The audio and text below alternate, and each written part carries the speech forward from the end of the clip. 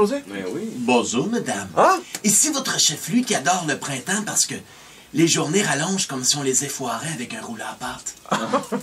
Effoiré. En passant, Richard, tu sais qu'avec mon émission Signée N, Ouais. je fais seulement 2 heures de télé par semaine alors que toi, t'en fais 15, mais que je gagne quand même le quadruple de ton salaire.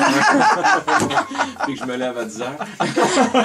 C'est drôle pareil, non? Tu t'enregistres chez vous. Pas de transport. Hey, les gourmandes, je vous dis que ça en est passé des choses dans ma vie depuis 1 an. Ah ouais? Oui. J'ai sorti 8 livres. J'ai fait un vidéo comique avec Mario Tessier pour le 18e des Grandes C'est Gueules. vrai, c'est vrai. Me semble qu'il y avait autre chose aussi. Ah oui, je me suis marié.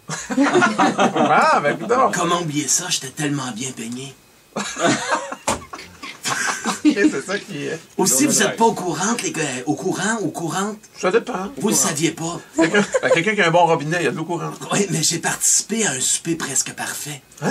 Tu sais, l'émission où des gens avec un mauvais français critiquent le repas d'une personne qui cuisinait avec les mains sales en fumant. Ouais. Ça va. Je me suis dit, envoie-lui. Inscris-toi, t'es un chef. Ça va être facile. Contrairement à un agneau... un agneau, c'est pas ça qui est écrit pantoute. Je referai ma phrase. Ah, bon. Je me suis dit, envoie-lui. Inscris-toi. T'es un chef. Ça va être facile. Contrairement à du gâteau, ça va être de la tarte. Ah, un agneau, ça marchait moins. Ça- Mais tu sais, contrairement à un agneau, ça va être de la tarte. Mais c'est parce que agneau vient dans le texte plus tard. OK. Pour respecter les règlements d'un souper presque parfait, ben, Oui. j'avais repeinturé ma cuisine avec des couleurs LED. Et remis un comptoir de mélamine par-dessus mon comptoir en granit. Je m'étais aussi fait 2 ronds de sueur en dessous des bras, puis mes coupes de vin étaient full traces de doigts. Ben, le pattern habituel de l'émission. Ça va? Pendant la journée, le caméraman me posait des questions, puis comme je savais qu'André Ducharme allait doubler sa voix par-dessus pour me faire passer pour un câble, je répondais en épais. Tu sais, je jouais le jeu. Quand mes invités sont arrivés, je leur ai servi du champagne cher que la plupart n'ont pas aimé en disant que mon ginger ale manquait de grénadine. Des connaisseurs. Après ça, on a commencé à manger, puis j'ai eu droit aux mêmes phrases épaisses qu'on entend à chaque semaine, comme ton agneau, c'est-tu du bœuf? T'as fait ton pain, mais as-tu fait ton poivre?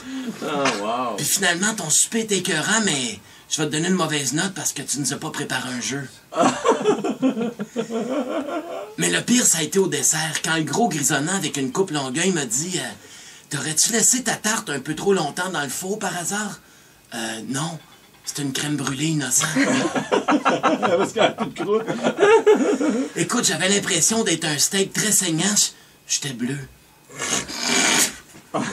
Les points verts. Malgré la super bouffe que j'avais préparée, ils m'ont donné la pire note pour des raisons épaisses comme j'avais pas fait mon poivre, mon agneau goûtait le bœuf, mais faut dire que j'avais couru après en ne préparant pas de jeu.